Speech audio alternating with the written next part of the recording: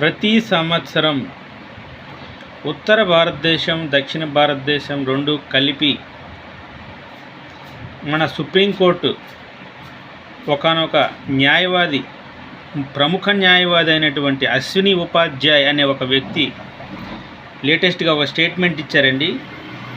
దక్షిణ భారతదేశం ఉత్తర భారతదేశం రెండు ప్లేసెస్లో కలిసి ఒక సంవత్సరానికి 5 లక్షల మంది హిందూ అమ్మాయిలు జాడ కనబడడం లేదు అని అతను ఆవేదనతో ప్రెస్ మీట్ పెట్టాడండి. ఎందుకంటే అతని దగ్గరికి వస్తున్న కేసులు కోకొల్లలు అన్నీ ఇలాంటి విక్టిమ్ కేసులే.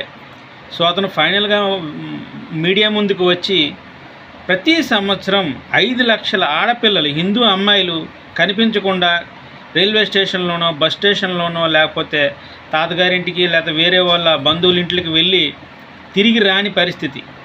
సో దేశంలో ఇది చాలా గంభీరమైన సమస్య అని అతను ఆవేదనగా నేషనల్ మీడియా ముందు చెప్తున్నారండి. అది విషయం.